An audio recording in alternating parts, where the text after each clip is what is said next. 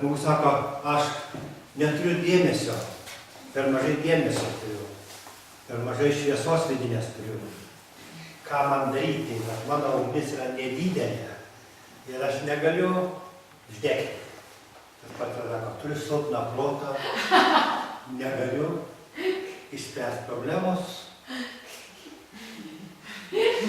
šviesos, energijos per mažai, ką daryti.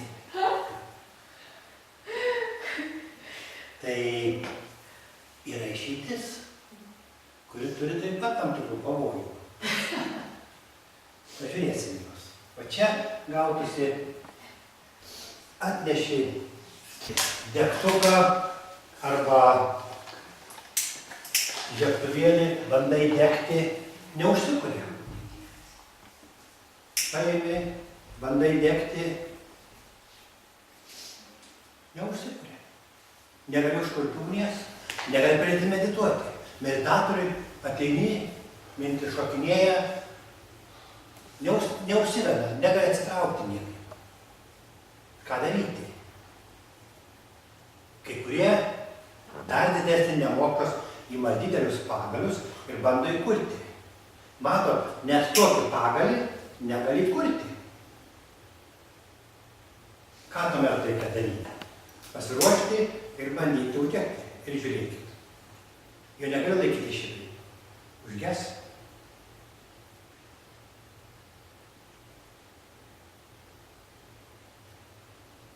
Jeigu labai geras šakalys, tai dega. Sausas. Ir tai, jeigu kadegtų, jau jį reikėtų laikyti va šitai. Jeigu kartais nėra tokio pagalio, tai galima naudoti net kaip popierių. Jeigu kas, popierių galima sudėkinti benziną, šiaip įdegų skystį, tada uždegti.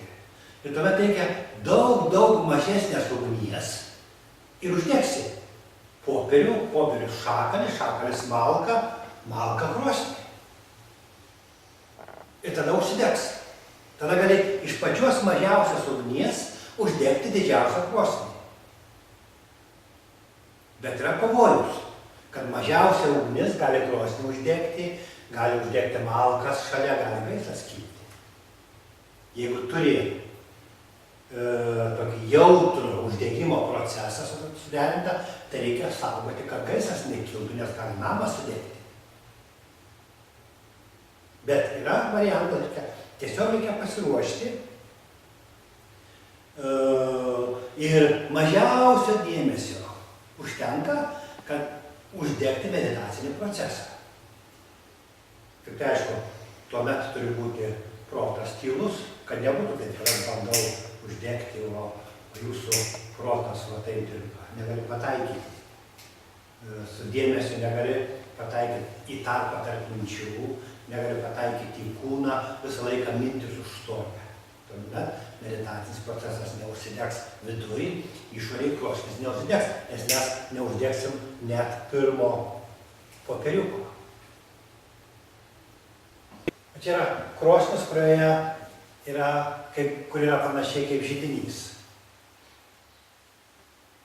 Ugnis beveik tiesiai į kamerą pasiduoda. Įsidega labai greitai susižadina. Kitas yra, kai eina per pečių, per šildymo sienelę. Šiuo atveju stulpas nėra vertikalus, jis yra horizontalus, jis palengvėja nedaug ir ugnis uždegus lėtai palengvina srautą, lėtai trukteli deguonį ir lėtai įsidega. Tas lėtai įsidegs, lėtai užges ir ilgai šildys. Tas greitai. Ta pati problema truputį subtilesnė yra, gali būti parodoma su mikrofonu, ką aš jums jau rodžiau. Kas gaunasi? Jeigu mano garsas silpnas, balsas silpnas, o stiprintuvai nelabai kokie, tai nelabai girdisi. Jeigu dar sumažinti stiprinimą ir jeigu mano balsas gali būti silpno, beveik nesikeičia. Ką reikia daryti, jeigu mano balsas silpnas? Arba jeigu salė yra didelė. Tada reikia įstaisyti stiprintuvą ir padidinti stiprinimą. Tuomet aš didinu stiprinimą, dabar yra 45 decibelai, kaip kalbu, dabar yra 50 decibelų, 55, 60 decibelų, 70. Dabar aš galiu kalbėti tyliai, o jūs gerai girdite. Reiškia, įranga sustiprina, bet čia yra irgi pavojus, kaip ir su protu. Jeigu protas yra nelavintas, tai jis netrukdo. Bet jeigu mes lavinam protą, minčių daugėja ir jos kelia triukšmus, atsitinka taip, kaip su netikusiu samdiniu. Kaip atsitinka? Dabar man mikrofonas tarnauja. Paima garsą, radijo signalą perduoda į anteną, į imtuvą, sustiprina ir paduoda į garsiakalbius ir jūs girdite. Ir man nereikia plėšyti gerklės. Labai patogu. Čia yra kaip tarnas. Bet jeigu aš didinu stiprinimo koeficientą, didinu,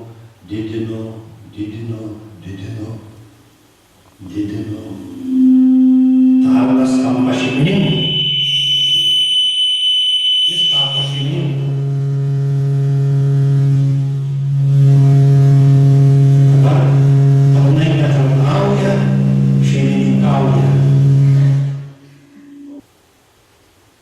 Tas momentas, kai jis pradeda generuoti, susižadina, yra kai tarnas tampa ne šeimininku, o netikusiu šeimininku.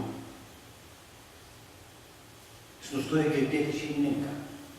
Gaunasi, kad tarnas, samdinys, kuris gerai atlieka darbus, tampa šeimininku ir viskas suirsta. Ugnis, kuri labai lengvai užsidega, staiga savaime užsidega.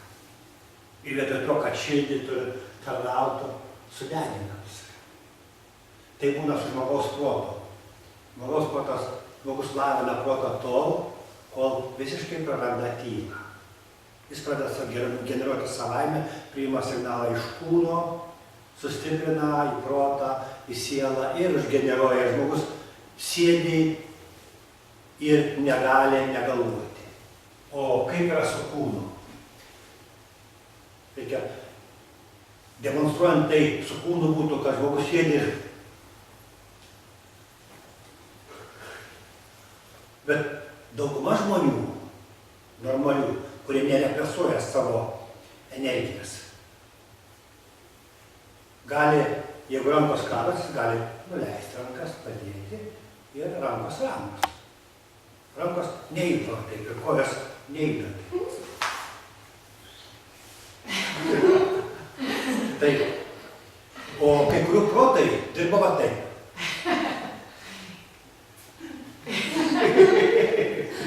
Ir jie, arba net šitai, jie atsisėda, negali atsitraukti nuo proto, jie susižadinę visą laiką. Toks žmogus, kai jis jau gyvena ne iš vidaus, o iš triukšmų.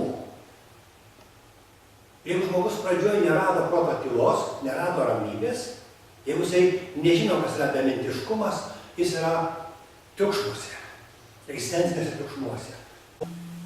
Kas yra polinkis? Polinkis reiškia, arba polinkis yra polinkis būti arba arčiau, o ten yra garsiakalbis. Jeigu aš priešu mikrofoną arčiau garsiakalbio, tai bus triukšmai.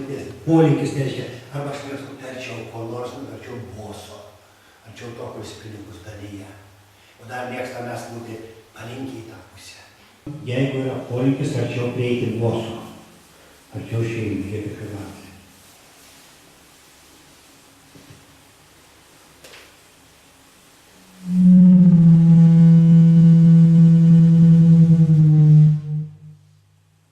Arčiau prieinam. Polinkis sukelia triukšmus ir didelis nemalonumas pradeda veikti kūną nemalonu. Bet polinkis yra jeigu yra polinkis į vieną pusę, negeneruoja. Polinkis kaip veikia. Tu atsitraukus visai, nėra triukšmo. Dabar mes galim, jeigu aš išjungiu polinkį, tas su laiko nurodoriu, tyloj spręsti klausimus, spręsti problemą, galėti ją spręsti. Bet jeigu aš mėgstu prieiti prie to, kuris daugiau žino, kuris daugiau stiprina, daugiau energijos turi, kad aš prieinu arčiau, dar palinksiu į tą pusę.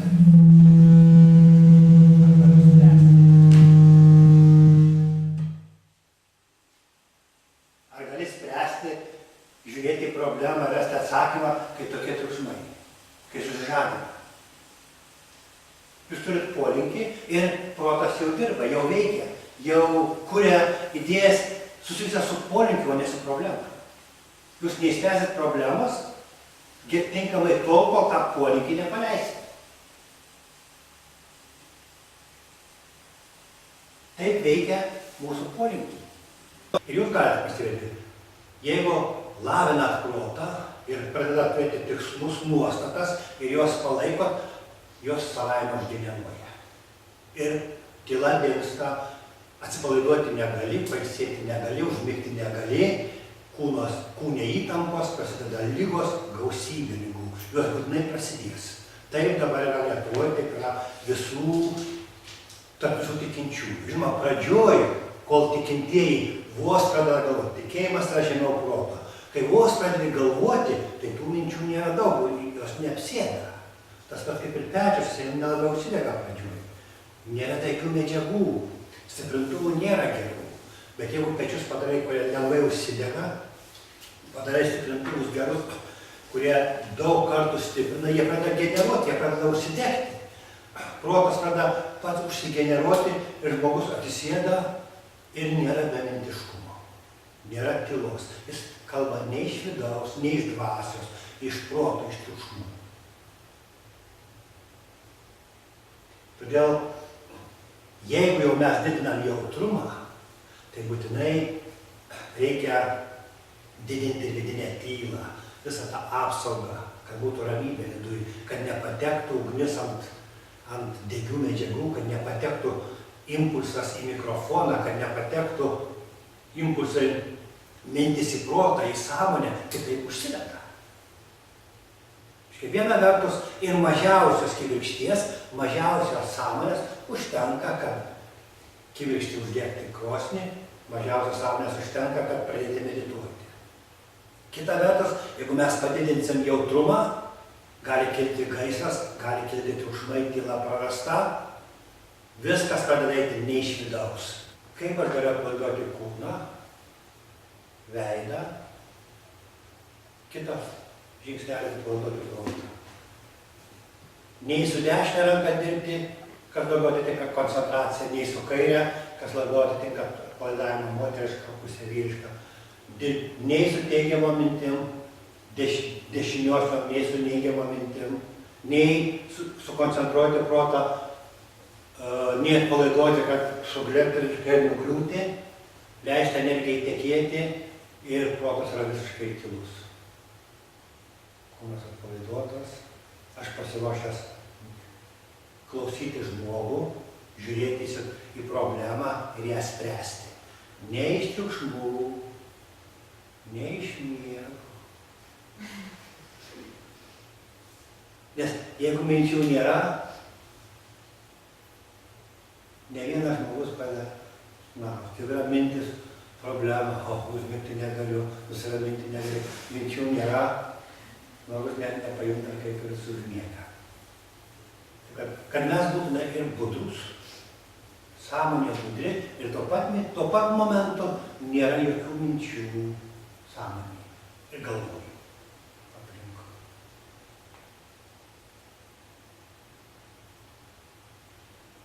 Aš pasiruošęs judėti vidun, medituoti, arba pasiruošęs klausyti žmogų, žiūrėti į problemą ir ją spręsti labai jautriai. 1000 milijoną kartų jautriau negu kitas. Rasti atsakymą 1000 kartų geresnį negu kitą. Vienas dirbs, po metų turės 10 litrų atsargų, kitas bus pasiskolinęs 1000 litrų, o kitas turės 10 arba 100 tūkstančių litrų banke. Jis tiesiog dirba daug jautriau, su asistencija kartu naudoja vėją, energiją, dirba iš jos labai jautriai, nelauždamas, neardydamas, o iš vidaus darnoji su protu, kuris yra tyloj su kūnu. Abi galimybės yra sprendimai, tik mes turim turėti šiek tiek išminties, juos atrasti arba iš kito sužinoti ir taikyti.